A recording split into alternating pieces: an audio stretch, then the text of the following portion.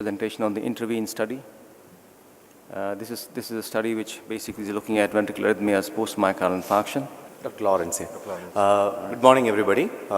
Today I'm going to give a brief view of our study, INTERVENE study, which is role of catheter ablation in post-MI-VT. All of us know that post-MI, the most important complication is a sudden cardiac death and ventricular arrhythmias. And ICDs seems to be a too simpler solution for such a complex problem. And although ICDs have been proven in many trials that they reduce incidence of sudden cardiac death and ventricular arrhythmia, they can convert ventricular arrhythmias. Still, we are doing a symptomatic management of a issue. The ventricular arrhythmia and substrate for ventricular arrhythmia remains. The most important problems with the ICDs are they are expensive, and every shock is a painful one for the patient. And there are a lot of lead-related issues. One is the manufacturing issues with the leads. Already there are a lot of recalls from the companies regarding leads, and life of lead and replacement of leads and extraction of leads all becomes big issue in this group of patients because of the thickness of these leads, and the difficulty in extracting lead is a real issue. And all of us know that from multiple trials now we are aware that each shock from the ICD, whether it's appropriate or inappropriate, increases the mortality. Another important issue with ICDs are underutilization. These are very important subgroup of patients who are at high risk for a sudden cardiac death and ventricular arrhythmias. As you can see that utilization is very, very less. In Indian population is less than 1%. As I already told you, all the large trials of ICDs have clearly shown that the risk of heart failure hospitalization and mortality increases with each appropriate and inappropriate shock. From MADIT trial, we know that once patient is on ICD, the incidence of or hospital admissions for heart failures and heart failure related mortality goes up.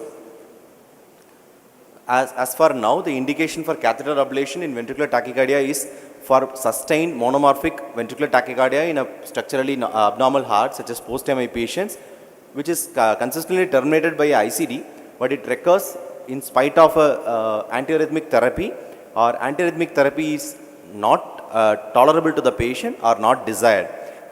Patient with multiple ICD shocks who cannot take antiarrhythmic drugs, or antiarrhythmic drugs are with multiple side effects. This is right now the clear indication for a ventricular tachycardia ablation in a SCAR VT.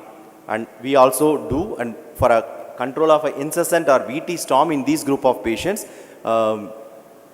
this is also indicated right now. This is how normally the VT ablation is done. This is showing a 3D mapping of a left ventricular endocardial mapping. We have done a substrate based map, and we have given a substrate based ablations. The red points are ablation points. Whatever you see in red in color is the area of low voltage, which is representing areas of SCAR, and areas in purple are areas of good voltage.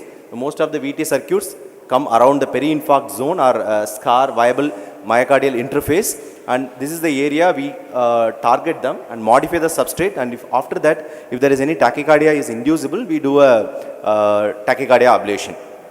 With the improved availability of hardware and improved success rate, now VT ablation has a very high success rate compared to the earlier times.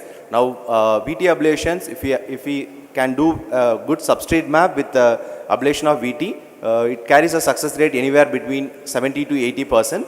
So with this background, we started this trial. It's an Indian trial of endocardial ventricular substrate ablation to prevent recurrent ventricular events. We named this INTERVENE.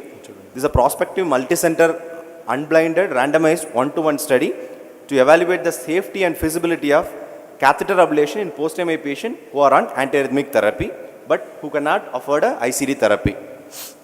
We thought this is well suited for our population, so we started this trial around 2009. This trial we were comparing two treatment arms. The subject were randomized into either amiodarone control arm or amiodarone plus ablation arm. Once randomized, the ablation group will undergo a strategy of catheter-based ventricular tachycardia ablation and post-ablation anticoagulation. Follow-up will be conducted in a regular intervals over a period of 24 months in both the groups.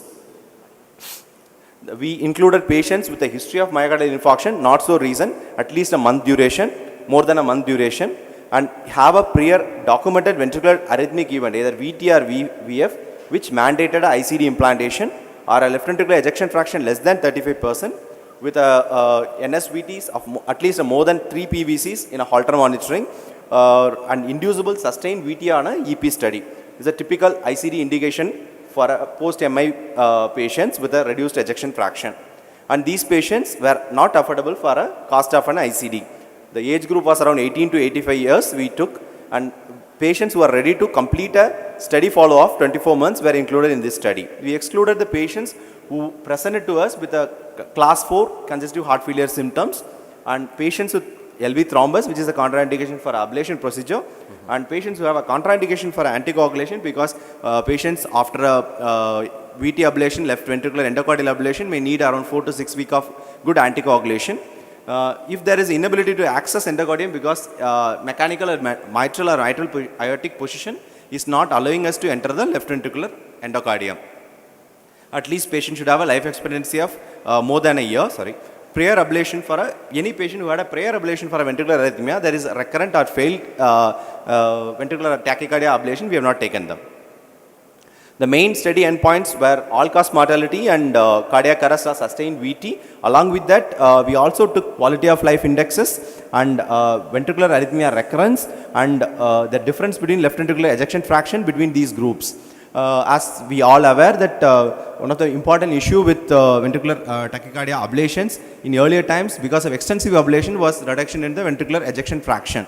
And from similar studies in ICD trials, we now know that recurrent shocks themselves will also reduce the ejection fraction. So in this study, with our approach of ventricular tachycardia ablation, we thought post-ablation we will monitor ejection fraction also. So this was our study design. The patients after consenting were basically usually they are blank period of 2 months we had. During that period, both the group of patients will be in a good dose of amiodarone. After that, patient has been randomized to either ablation arm or a drug arm. Once ablated, patients will be followed up over a period of 3, 6, 9, 12, 18 and 24 months. And any event is recorded.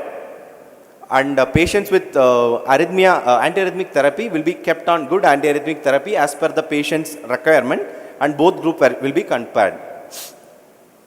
So in a brief, the remote MI or a recent VT-VF-EN patient who meet inclusion and exclusion criteria of this study with a baseline evaluation will be randomized to this study. The patient will be either in control or ablation arm, control arm with a drug or ablation arm. We'll have a follow-up of around 3, 6, 9, 12 and 18, 24 and proposed 36 months follow-up. Patients will be followed regularly with regular ECGs, echocardiogram and signal average ECG at 3 months, and quality of life questionnaires at 12, 24 and 36 months.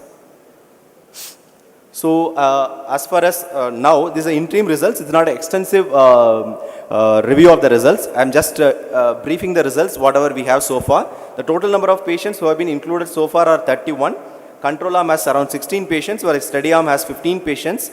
With a ratio, male-female ratio of 30:1. The mean age of the patients are around 57 plus or minus 8 years, and they have around 4 patients have completed 24 months of follow-up, and there is around 4 patients have crossed over from control to study arm. Any patient who is on drug arm who has a recurrence of VT, we take them back into the ablation arm. So far we have 4 crossovers. So we had so far 1 mortality. That patient was in the drug arm. Patient presented with a severe hepatic failure, and we suspected that may be due to amiodarone-induced hepatic damage. And so far we have 4 recurrences of VT. Out of that, 3 were in control arm and 1 in study arm. As you see in the study arm, post-ablation, the first VT recurrence happened at 11 months.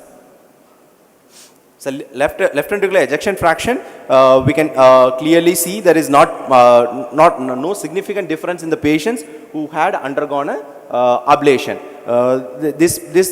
Right now we are using a minimal ablations, because unlike before where we had to do extensive ablation of left ventricular endocardium, right now the ablation procedure has been refined. Now we are able to ablate the areas of isolated late potentials that are areas of slow conducting myocardium which are responsible for myocardial circuits.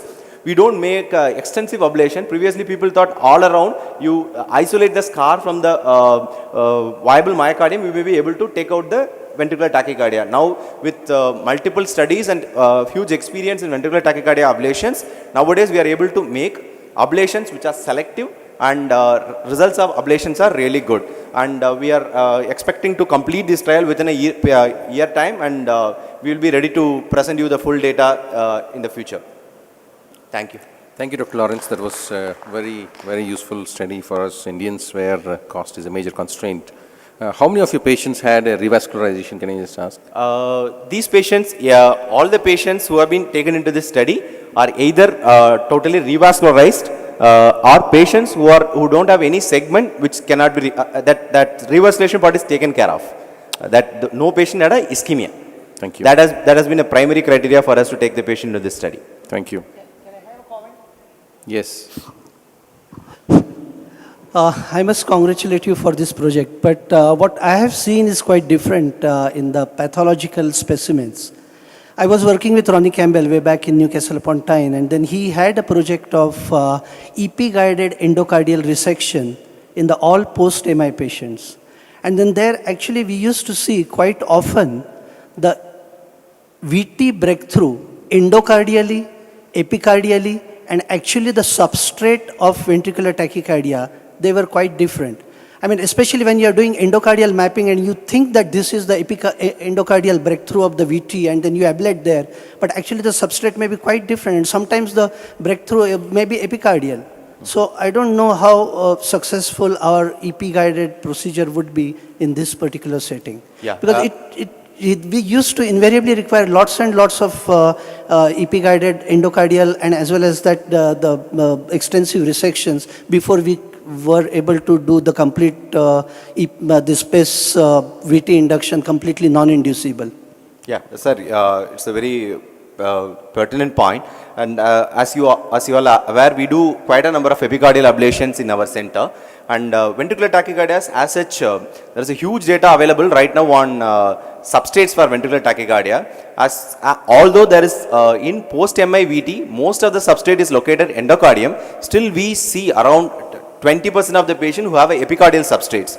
The reason why we have not included epicardial substrate in this trial was being a preliminary trial, and the first trial of this kind, we thought we will not include because epicardial ablation carries a bit of a more morbid procedure compared to an endocardial ablation. And with endocardial ablation, we have a pilot studies which are showing a results close to 70 to 80% success rate.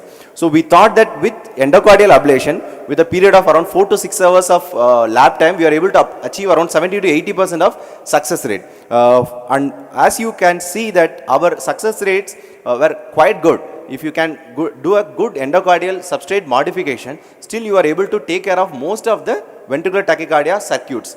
As we all aware that in ventricular tachycardia substrates, now we are able to see that we see lot of isolated potentials in the ventricular myocardium. Now we are seeing that most of them are interlinked. We take care of one single isolated late potential, we will see that lot of late potential disappears.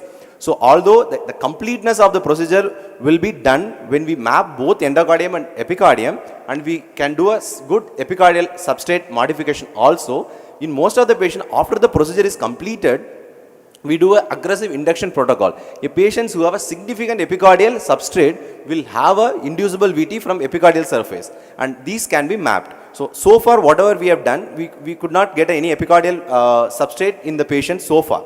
So as you are quoted, epicardium substrate in any ventricular tachycardia is an important one.